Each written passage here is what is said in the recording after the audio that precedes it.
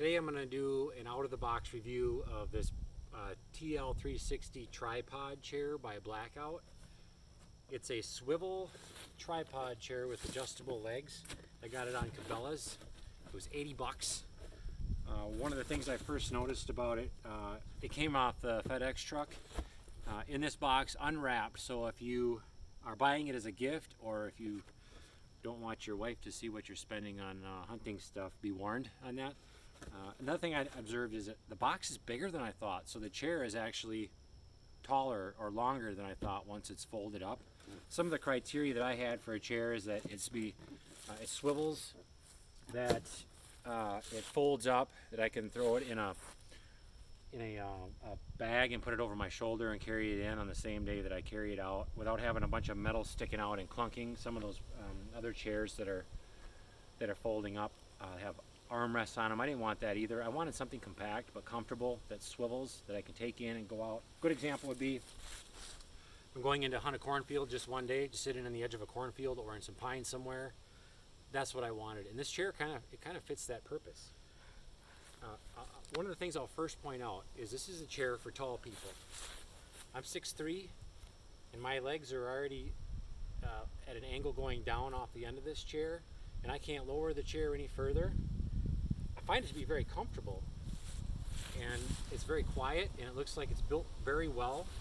But again, it's for tall people. Would not recommend it for kids or someone who's under 6 feet or under, or even 6'2" or under, because I think eventually it's going to probably cause a little bit of problem. Feel like I'm going to lose circulation in my legs if I'm sitting and my legs are at a downward angle like this. But otherwise, it's a very high quality chair, and it's quiet, and it's very well built.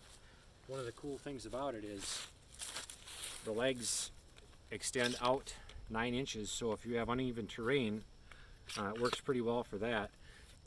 I wish that they would shorten by 9 inches, because if you're on a steep hill and you want to get the back uphill, then you could put that shorter leg up. But I don't know why they need to go any higher than this. I mean, you'd have to be on a pretty steep incline to have to put 9 inches down on the front of your chair. It'd have to be like in a hole. But anyway, that's what it does.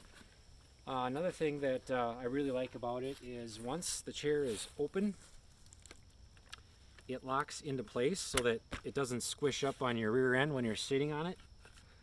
It clicks kind of loud, that's not so great, but it holds it tight and keeps the seat firm on there so it doesn't squeeze up on you, and I like that. Another good thing about it, the bag that it does come with is a heavy canvas bag. It's got a shoulder strap on it. It came in the box. There were a few stickers on the legs too about being careful about pinching your fingers and so on.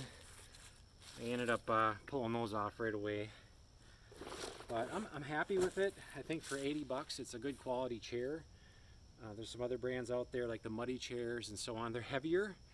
This one's 10.5 pounds, so it's heavy enough. If you're going to go back a mile and you've got to carry equipment and a bow or a gun and then this chair over your shoulder, it might feel like it's getting kind of heavy. But if you're just going a couple hundred yards, I think it's probably about perfect for that. But again, short people, probably not for you. Tall people, I think you're going to like it like me. I'm ready to hunt out of it. I know this video was a little bit different than the ones where I build stuff, but if you're a archery hunter like me and I shoot a compound bow, and sometimes you just go into one spot once, like in the edge of a cornfield or in some brush somewhere. In fact, I've got a couple of spots that I'm going to take this to that I've got cleaned out on the ground.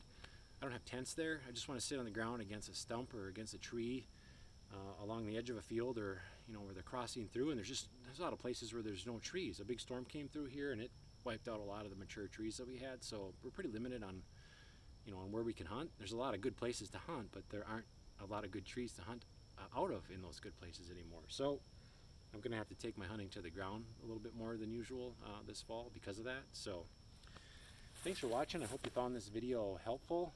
I'll do other reviews on products that I think myself and a lot of other people that are in the same boat as me that like to hunt could benefit from. So if you like what you're seeing, hit the like button and subscribe to my channel. Thanks for watching. See you in the next one.